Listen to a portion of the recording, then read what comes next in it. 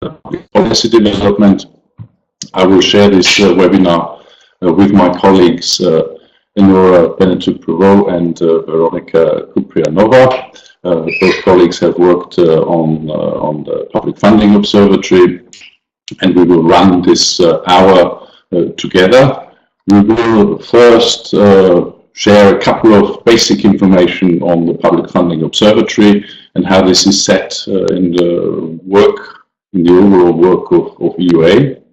Enora will then share with you some of the highlights of the long-term development of public funding.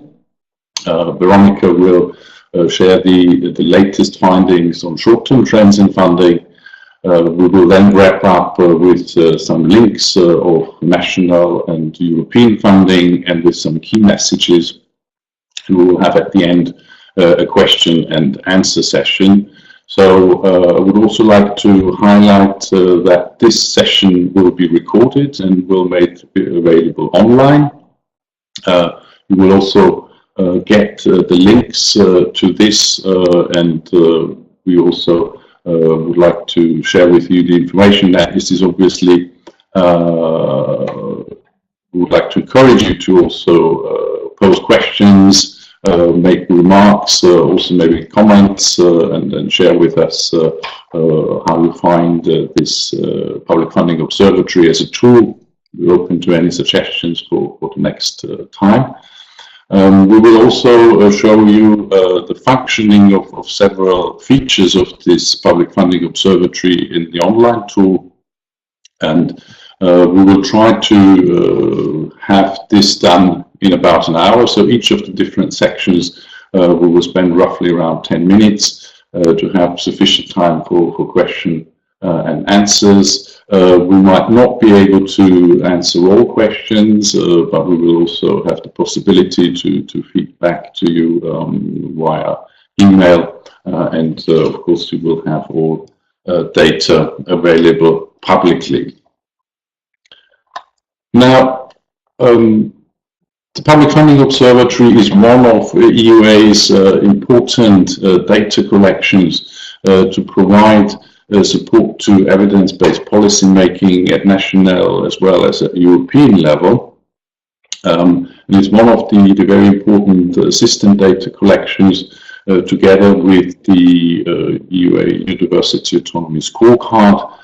This is also a major tool that we've updated earlier this year in spring, which measures the degree of autonomy in European higher education systems. It's also a huge database that provides context on the frameworks for universities. So this is also to be seen in connection with the Public Funding Observatory.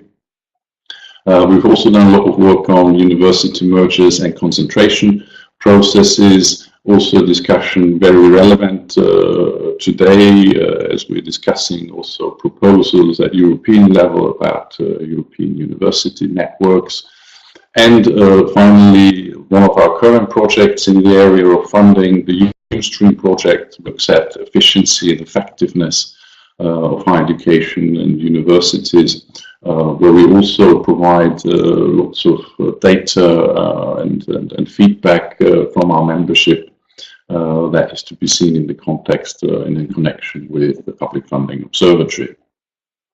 We've also spent quite some efforts this last year to provide data and advocacy at European level. We'd like to highlight here our membership rotation on Erasmus Plus and Horizon 2020, where we had feedback from over 300 institutions from our membership, and we've provided a very comprehensive report on that.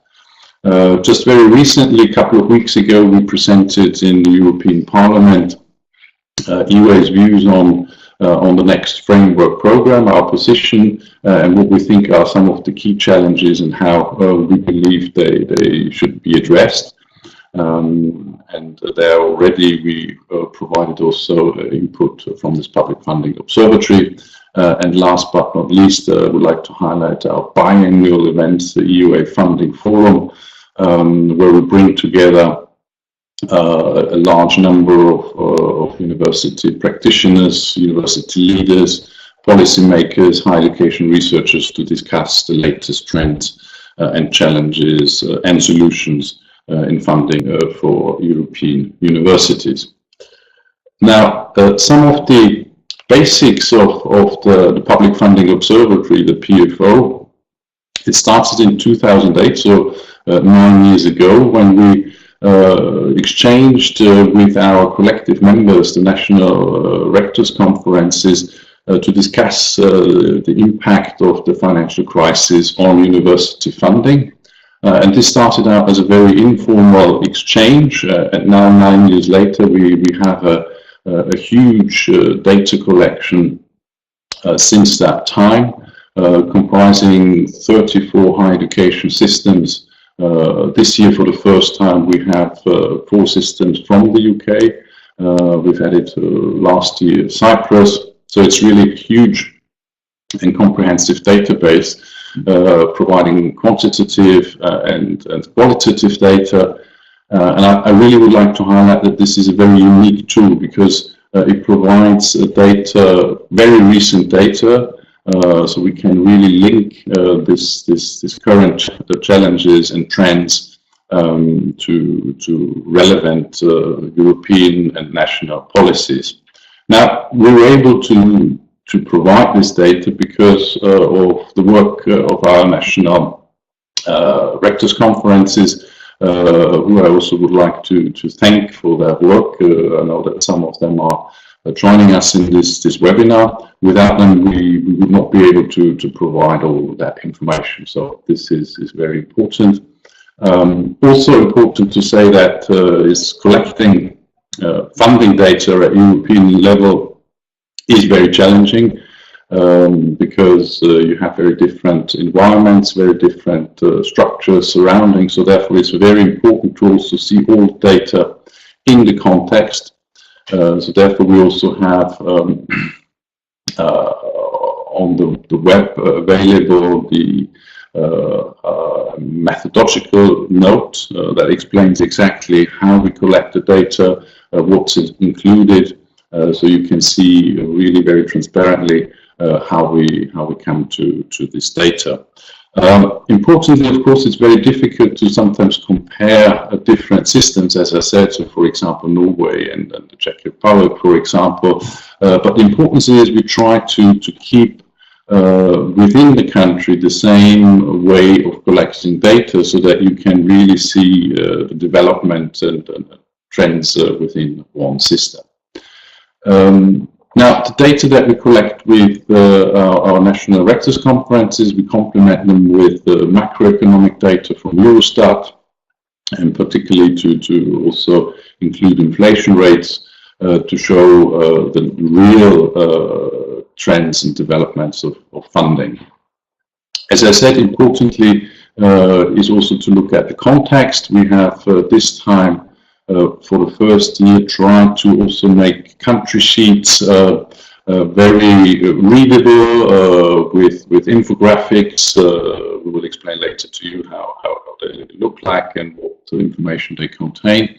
And of course, the online tool, you find all the data next to the report.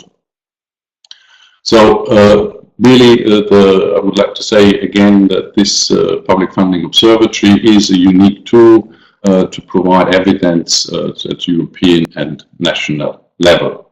So this is for a first introduction on the basics of the PFO, and I would like to hand over now to my colleague Enora to share with us the long-term trends on funding. Thank you, Thomas. Good afternoon, ladies and gentlemen. In this part, we will look indeed at long-term developments, which for our Public Funding Observatory means the period starting with 2008 all the way to 2016, for which we have consolidated data. Now, the map that you are seeing now on the screen shows you the situation in 2016 as compared to that initial year of 2008. The Darkest blue shades show you the top increases, while the lightest shades show you the largest decreases over the period. It is important to realize that the data that we're using here is both converted in euros for the non-Eurozone countries, as well as adjusted for inflation. Now, this only provides a snapshot picture, of course, and does not give you an idea of the funding trajectory that each of these systems has been following. So what is important to note is that we have roughly 4 groups that follow similar type of patterns in terms of funding and growth of the investment over the period. You have those sustainable investment countries, if you will, which are characterized by sustained and significant funding growth all over the period. And that would typically concern Germany, Austria, as well as Sweden.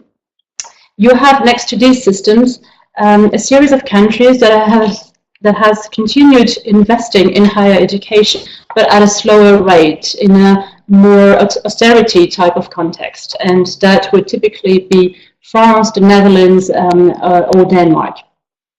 Now, the interesting patterns are also those of recovery. So systems whereby there has been a first period of cuts, which has then been followed by a renewed effort to invest in higher education.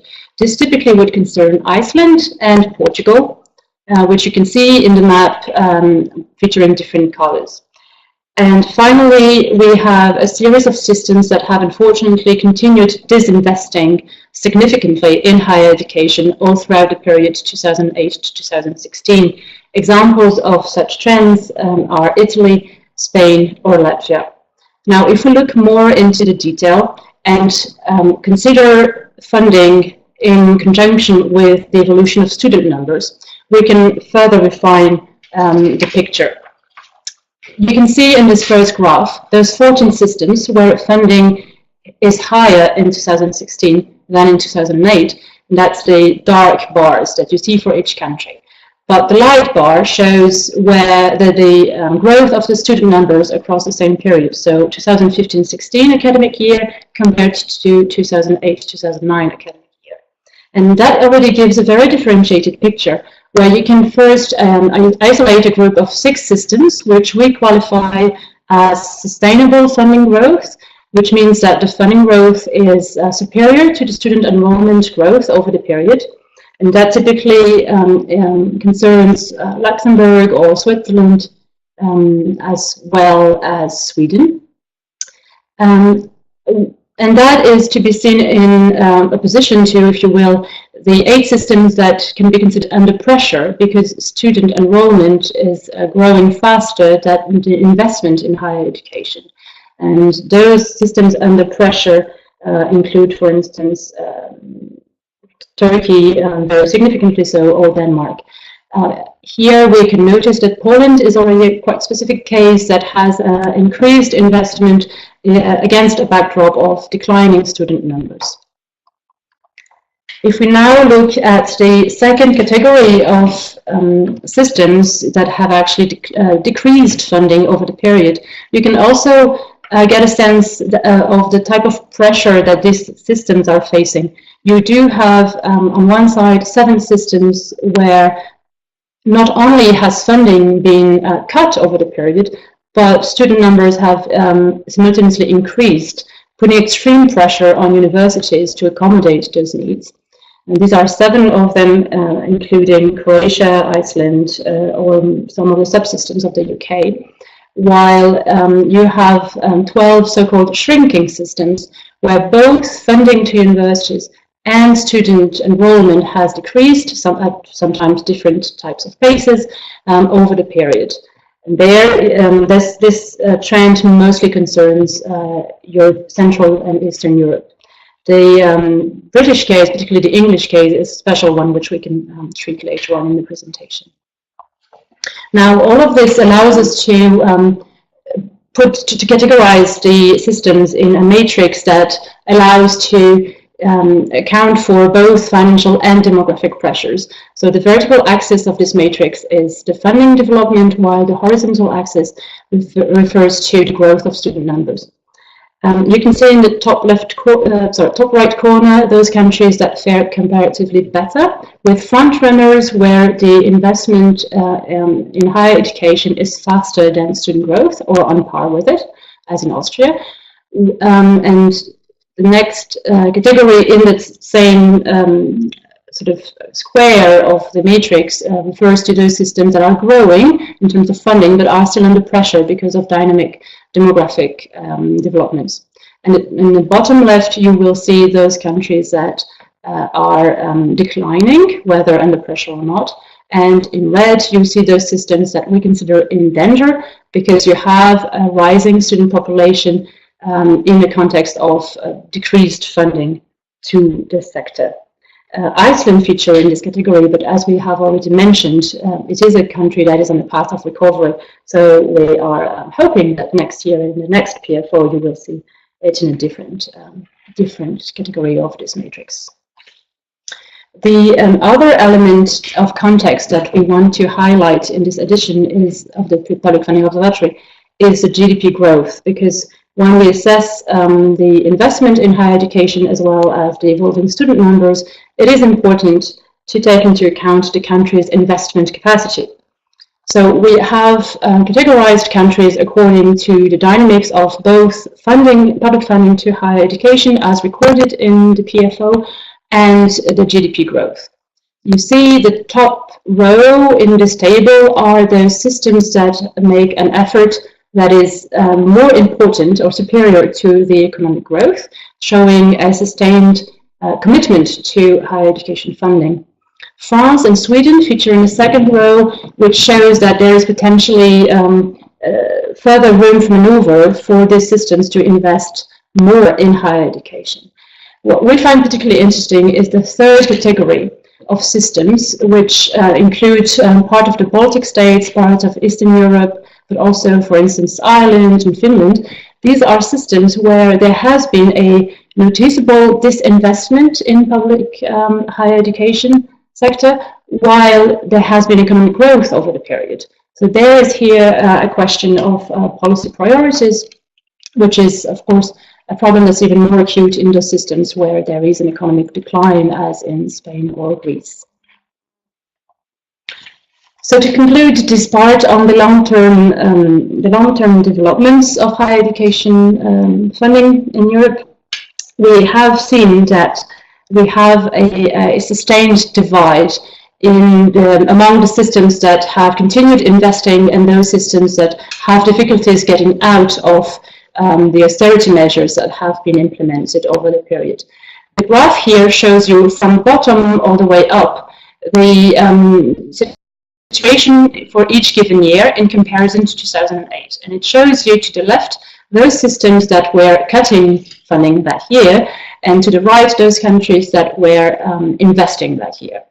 So it almost shows the aggregated view, but what you can see is that the amount of systems, the number of systems in funding in comparison to 2008 has been decreasing all the way to 2012, which was the year of deepest crisis for the sector in Europe, and has only very slowly started to increase again after that year. So the degree of recovery that we can detect post-2012 for some systems that have managed to switch from the dark blue to the light blue category is still is very slow and it's very fragile. So it really shows that we have an entrenchment phenomenon of austerity measures and budget cuts over the long term, and that there is limited capacity of public authorities to restore funding to 2008 levels or to reinvest in the sector. So this sustained divide does affect the systems themselves, the countries, but also affects the broader picture and the completion and strengthening of the European higher education and research areas.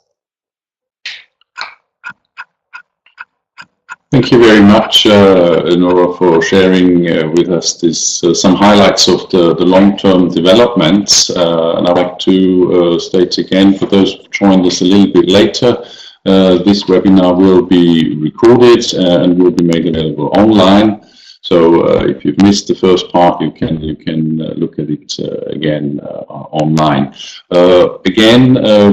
There's also a possibility to pose questions, make comments via the chat function. We will collect the questions and try to answer as many as possible of those within the time at the end of this session. We move now on to the next section, the presentation of the short-term trends, and my colleague Veronika will share this with us. Thank you, Thomas. Good afternoon, ladies and gentlemen. Indeed, in the Public Funding Observatory of this year, we also included the analysis of short-term trends in public funding to universities. We evaluated the short-term trends on the basis of two data sets. First of all, we have a data set of public funding for the year 2017, and this is the data set expressed in nominal terms for 21 systems. We don't have the inflation rate information for the current year. That is why we're also looking and using for the analysis the second data set, which is funding data for previous year, the year 2016, and there we have the data both in nominal and real terms, and the data coverage is also a bit larger, mainly 30 systems. We would like to invite you to check our methodological note, which can be uploaded from our website, where you can find all the details about conversion into euros and also adjustment of public funding data to inflation. Well, as you can see from this slide, we have several systems that actually provided official data on public funding in 2018, and this data is actually in nominal terms. So what we can see is that this year there have been some very substantial increase, higher than 10% in two countries, namely Hungary and Iceland. There have been some very good increase between 5 and 10% in Flanders, Czech Republic, Spain, Norway, Slovakia, and Turkey. Some small increase in Wallonia, Croatia, Ireland, the Netherlands, Poland, Portugal, and Sweden. Then we can see that in several countries the public funding investment has remained more or less unchanged, and these are Austria, Lithuania, as well as Scotland. In two subsystems of the UK, public funding for universities decreased this year, and the decrease was particularly significant in Wales. And as I mentioned, we have no official data for public funding for several countries this year. Therefore, I suggest to look at the evolution of public funding to universities for the previous period, covering the change between 2015 and 2016. And this data is now adjusted to inflation. Well, the map actually shows you several categories, as in the case of long-term trend analysis. You can see that different countries follow different trends, and the biggest investments were actually made in Turkey, in Austria, Luxembourg, Croatia, and Iceland, whereas biggest cuts were implemented in Greece, Slovenia, and Czech Republic. So actually we can distinguish certain pathways or patterns that are followed by groups of countries or systems in the short-term outlook. So we can see that countries in Northern Europe and Central Europe show some signs of recovery, but as Enora mentioned, similar to the long-term outlook, this recovery is still quite fragile and volatile, marked by significant year-to-year fluctuations, and indeed this recovery has still to be sustained in the future. Then we can see that in countries like Norway or Sweden, both parts of Belgium, France, and the Netherlands, there is some cautious step forward after a few years of minor negative or flat growth. In front runners such as Austria, Germany, Luxembourg, and Switzerland, there is a continuing commitment to invest in universities. As we can see, the recent investment in these countries actually goes beyond the average annual growth of public funding calculated for the entire period between 2008 and 2016. Unfortunately, in the Balkans and Central Europe, particularly in Slovenia and Serbia, but also in Ireland and Spain. There is an aggravating decline in public funding in the short-term outlook as well. So now we'll use a couple of country examples to talk a little bit more in detail about these 4 different trends that we have identified. We are inviting you to consult the information about countries in the country sheets that we uploaded on our website. So, as I've mentioned, Iceland is an example of a country that is actually showing some signs of recovery, not only both in the long term and in the short term. We can see that the economic growth has been quite strong and robust recently in Iceland, and there have been some large investments in public universities in 2016 and 2017. Basically, as you can see also from a little graph on this slide, Iceland has almost reached the 2008 level of university funding in 2016, and the data from 2017 shows that this level has already been achieved. Teaching is one of the areas that particularly benefit from this funding increase and additional funds allocated to universities in Iceland. Nevertheless, Iceland is also an example of a country where student numbers significantly grow, and therefore the government is actually trying to ensure better financing per student to account for the evolving student numbers.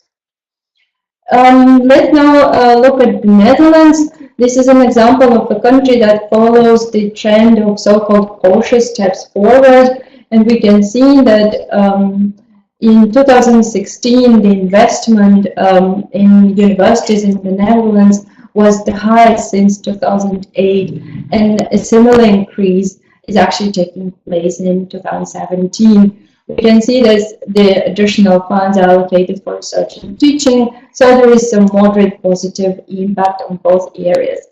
Nevertheless, as in case of Iceland, the student numbers grow in the Netherlands, and despite the increase in funding, we can see that the relative funding per student, when adjusted to inflation, is actually going down due to these increasing student numbers.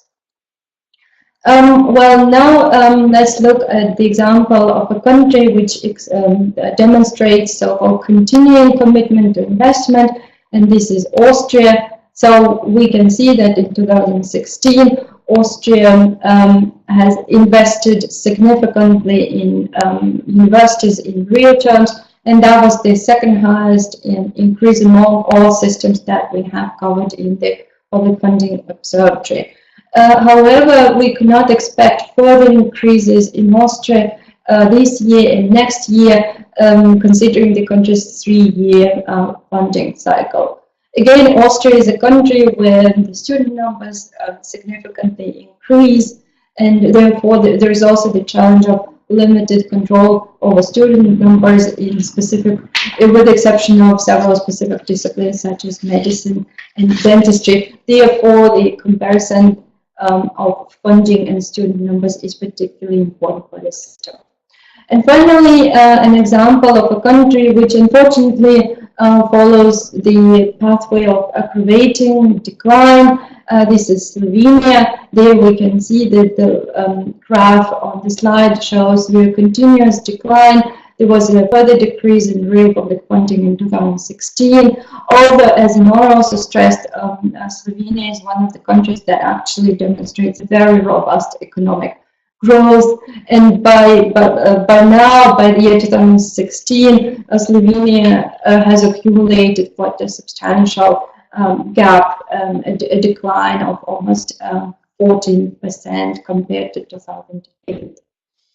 In our short-term analysis, we have also tried to look at the impact of the funding changes in various areas of activity. Unfortunately, not all countries provided this additional qualitative data, but we are hoping that next year we'll have more details on the impact of funding changes on research, teaching, staff, and infrastructure. So here our main conclusion is that countries are really following their own trends. there is no one specific major trend this year, so really the investments depend on specific political priorities in different countries. I can give you a couple of examples. For instance, we can see that research funding is growing in Sweden. There is a new big research initiative, the European Spallation Source. So more money is going to come for research in Sweden, and additional funds are also allocated for research in Finland. At the same time, we can see, for instance, that in Slovakia, more funding is invested now in teaching and staff in order to increase salaries and to somehow compensate for the previous cuts. We also have several systems where funding for different areas go down. This is, for example, Ireland, where research funding is decreasing, and similarly, funding for teaching is going down in Northern Ireland, and it's getting thinner for infrastructure in England. So that was the analysis of the short-term trends. Thank you very much, Veronika, for presenting these short-term trends. I would like to point out again at the possibility to ask questions, make comments. We will collect them and share them with the answers at the end of this session. You have heard now the long-term trends and the short-term trends on funding, and I would like to add to that a little bit some of the links between national and European funding. As I mentioned at the beginning, we had done a lot of work also at European level. We have collected feedback from our membership on the current funding programs, particularly on Horizon 2020. There is a strong link between national and European funding, where we link data from the PFO to the attractiveness of the programs, and we could see that particularly in countries where they have cut national funding, that institutions are particularly attracted by European funding. At the same time, they're less successful in winning funding from Horizon 2020. So there is a very strong link also towards national funders, that a strategy whereby they would cut funding and expect institutions to succeed at European level does not work. So this is a very important message that we can support by evidence from the PFO and the feedback from our membership on Horizon 2020 funding. Now, we have also monitored already over the last years a trend that national funders expect indeed institutions to increase funding at European level. This is done also with a continuing trend towards competitive funding, whereby you have indicators where you would reward institutions that have received European funding, and that also leads to a higher competition, and at the same time this means that success rate currently at Horizon 2020 is particularly low, lower than any other funding programs before, almost coming down to 10% on average.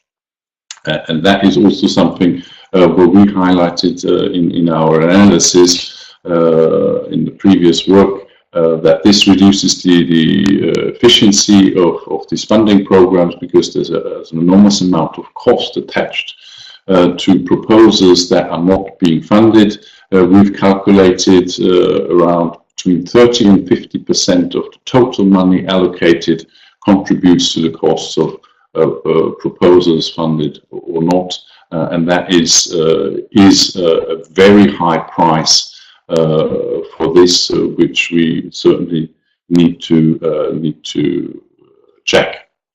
We need to do something about that.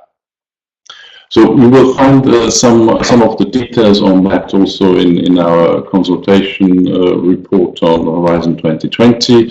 You have the link in the slides.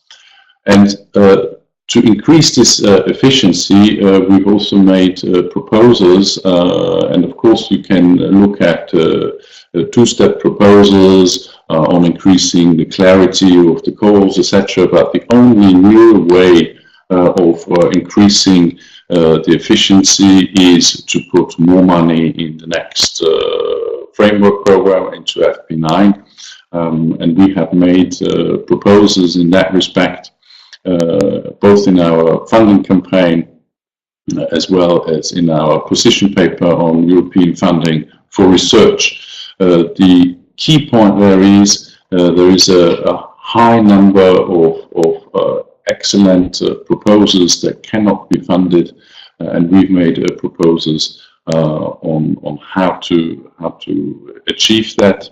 We're very much aware in the current funding context that this is very challenging. When we're discussing Brexit, we also see a reluctance of member states to invest further at European level. So therefore we have made suggestions on making priorities in the next multi-annual financial framework, the next budget for Europe in the years to come. And what we propose there is to use, on the one hand, structural funds by either ring-fencing money within this funding structure to fund unfunded excellent proposals for research, or to shift money at the central level from the structural funds and use as, for example, the so-called seal of excellence to fund proposals that are excellent and that come from a well-balanced consortium, including also countries that are usually less successful. You will also find details here in our funding paper, but we strongly believe that this is really now the time to make a big change, because business as usual will waste taxpayers' money, as we have explained through this inefficiency.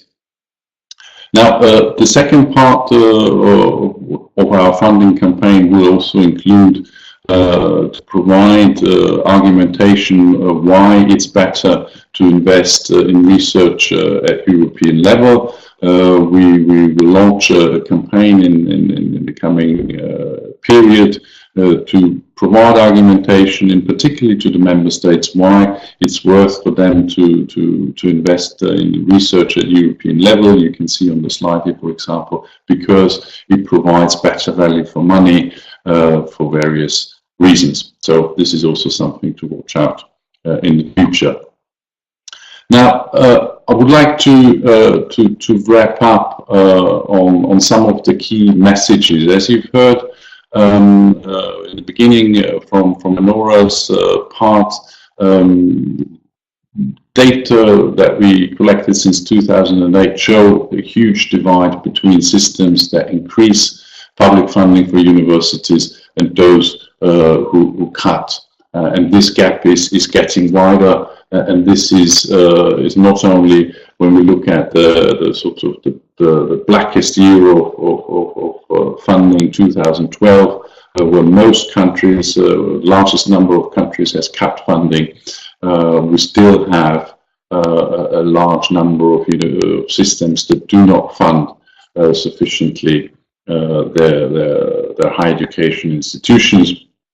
You have heard on the one hand that there are signs of recovery when you look at the short-term period, but we still have 19 out of 34 systems that have lower levels of direct public funding in 2016 than in 2008, and that's a period of over 8 years. And that really shows that this is a very challenging situation, because it takes a very long time to catch up, and it has lots of long-term negative impact on different areas, be it teaching, be it research, be it on infrastructure or human resources, and it takes a very long time to catch up. So this is why, with this Public Funding Observatory, this edition in 2017, we really would like to make a drastic call for change and encourage particularly national funders to step up investment, to really invest, but also to invest at European level, particularly in a period when we discuss the next framework for funding. So this is also why we want to focus our key messages on this here, and would like to encourage also those of you who are joining us for this webinar, be the journalists, be the sector representatives in different systems or individual institutions, to really join us in this call for drastic action, because otherwise we will not have a united Europe, a united higher education area and research area that is competitive in a global environment. So those were some of the key messages I wanted to share, and we will, before we start with the Q&A session, we would like to show you also how the PFO online tool works, and Enora will share some of the functionalities with us. Yes, with pleasure. So if you are visiting our website, please go to the link that is spelled out here on the slide, eua.eu/Public Funding Observatory in one word. You will reach a page where both or the tool as well as the report are stored actually in the same place. And these on the slide are screen captures of what you might expect there. And I would just show you very basic features of the tool. A very important element is the time bar, which I believe I can show you here. The blue bar in the middle of the tool allows you to select the period of reference that you're interested in. So you can start with 2008, but also later. So you can look at the global picture in 2008 to 2016, or if you're more interested in yearly changes, you can look at 15 to 16, for instance, or 16 to 17. The next important feature is the color code that surrounds every country icon or system icon.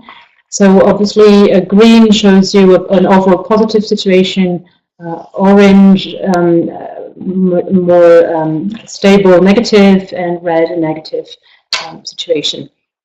The tool allows you to select several types of data from the drop-down menu, which you can see here. So we start with total funding in euros, but for those non-Eurozone countries, you can also consult the data in the local currency. You also can consult the percentage of GDP that is allocated to public funding of universities, as well as the number of students and the number of staff. Staff numbers have been collected since last year, but we do have rather consistent data sets over time here. And all of this data will show in the bar charts for each country, for the country that you have selected. And by hovering over those bars for funding or for students, what you will see is this comparison with other countries for that year. So this really allows you to place the system in a European environment. The other important feature that we have mentioned several times in this presentation, the country sheets. These country sheets can be accessed either as a compendium on the page of the Public Funding Observatory, or for each system can be downloaded as an individual sheet from this button here, download system data for each system. You will obtain a PDF which first page looks like this one that I have copied on the screen, as well as on the second page the data shown in the form of a table. So the infographic part of the country sheet aims at giving a snapshot picture of the situation while also trying to account for some important context of each system. So you have a little introduction that goes over the specificities of the context, but also gives you, in the first row of information, you have the basic information regarding funding. So the nominal increases over the period. So we specify which period we have, because for some systems we start 1 year later, some other systems have not provided data after 2015. The right icon shows you the actual change in real terms, so corrected for inflation.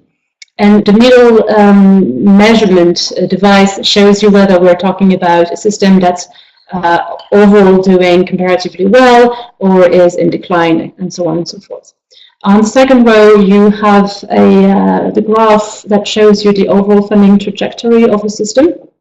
That allows to give you a sense of whether there is a recovery pattern detectable or not, as well as a snapshot for 3 given years of the share of GDP that's devoted to funding for universities. And finally, some additional contextual information on the lowest row, which regards staff as well as students for the period that immediately compares to the funding period that is under scrutiny. Wherever this data is available, we differentiate between the academic staff and the non-academic staff developments. So these are among the actions that you can take on the tool. Please have a look, and if anything is unclear, we'll of course welcome comments, and we are ready to help you to make the most of the data that we've made publicly available. Thank you very much, Enora, for explaining the functionalities of the online tool. I hope this gave you a flavor of what you can do with this tool. We've really tried to provide a sort of readability of the data that allows you to use it also in your context, and not just look at huge data sets in a very dry way. So we hope that this is useful. As I said, we also would appreciate feedback on that, if this is useful in your context, what we might add for future editions. So this is, of course, very helpful for us. We are now moving to our question and answer session. We've got a couple of questions coming in. You still can post them through the chat, or also if you have questions afterwards, if you want to first digest all the information that we have provided to you, you can also send us an email. Some of the questions that came in are also on some of where information is available. You find everything on our website. On the website EUA.eu, and then Public Funding Observatory. There you will have the online tool, but you have also all reports. You have the reports since the beginning, so also you can do a little bit of historical research if you would like to do. But there you can download the reports. You will also find the country sheets there. You will also find the methodological note if you're interested in what the different types of what we've collected, how this looks like. So if you're interested in that details, you can find this as well. And of course, if you've got any questions regarding that, you can email us. We will also show again on the slides that we will also have available on our website the contact data to get in touch with us. We have also some questions on staff. The question is if we could explain in more detail trends regarding changing in funding for staff. And how we looked at that. We have looked at that as well, and I would like to hand over to Enora to explain a little bit more details on that. Sure, absolutely. We shall start by saying that depending on which country we're looking at and the sort of level of autonomy in the system, there might be such a thing as funding for staffing purposes, but in other cases, there will be an indirect impact related to the decision of the university in its internal allocation of funding. But we have collected the staff numbers data, which allows us to see, in many cases, both for academic and non-administrative staff, how the picture has been evolving over years. In the report, you will also find more detailed information on this, including a graph that shows you the evolution of the different categories of staff numbers against a backdrop of public funding evolution.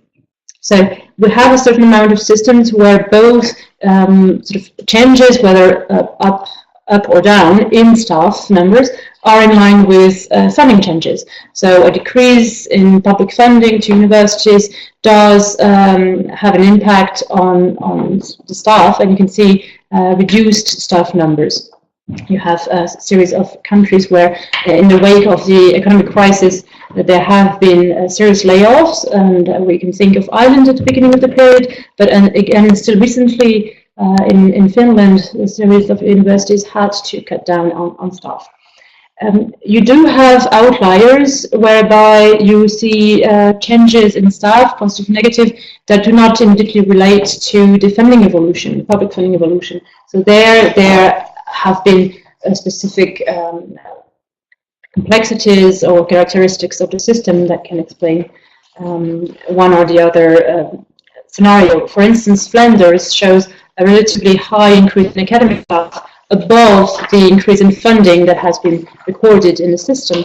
And that has partially to do with the integration post-2013 of the academic staff of the so-called Hogescholen, or loosely translated as university colleges, into universities as academic programs themselves were transferred from one type of institution to the other type of institution. So there has been a very strong, very big effort from universities to absorb this new staff without necessarily an appropriate level of compensation from the public authorities.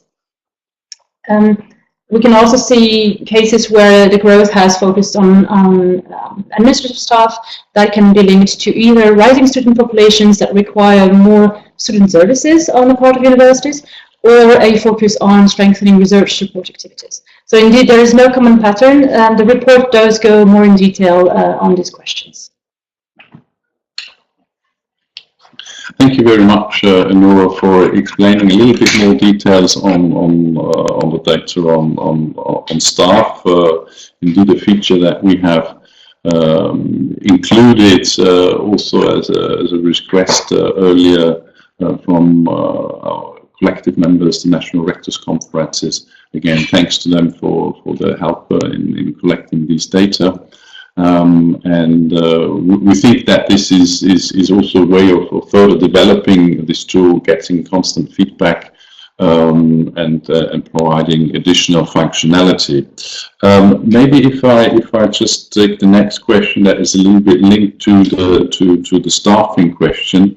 First of all, the question is if we had looked to separate basic funding from competitive funding, to argue that basic funding is necessary for attaining position and ultimately for quality in teaching and research, highlighting the challenging situation in several systems where fixed-term positions are results of short-term project funding.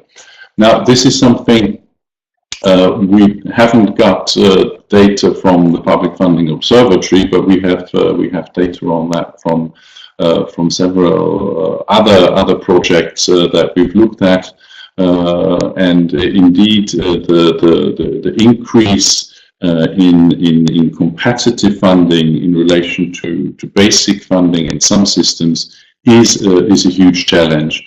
We here, for example,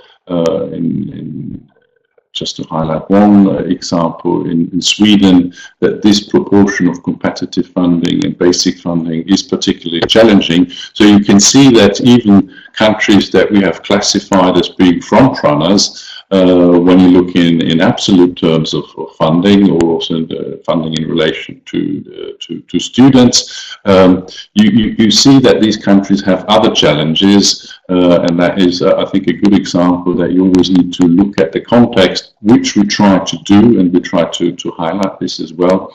And this is indeed an important point that has been highlighted in this question of the necessity to find the right mix of funding sources between basic funding and competitive funding to have a sustainable system, to have a stable and capacity in long-term planning.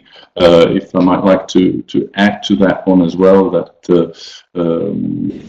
particularly the stability question is important, and we have shown one country, for example, that has a longer funding cycle for 3 years, like Austria. These are all questions that are very important for long-term planning, and obviously are important for planning of your staff resources, and also the decisions of where you invest.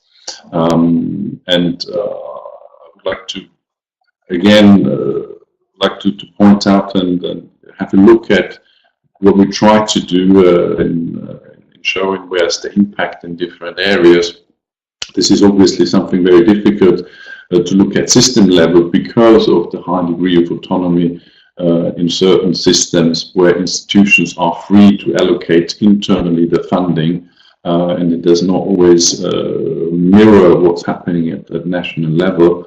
But obviously there is a strong link to the autonomy of institutions, that they also should be able to allocate money into the areas that correspond to the priorities. We have one more question, maybe, as we also nearing the end of this session. Question that pointed out the interesting link between the impact of funding and success on Horizon 2020 applications. And the question is if you've considered to analyze the connection between funding and scores in international ranking, respectively the attractiveness of a country as a location for studying and research. Well, briefly, we haven't looked at that because, of course,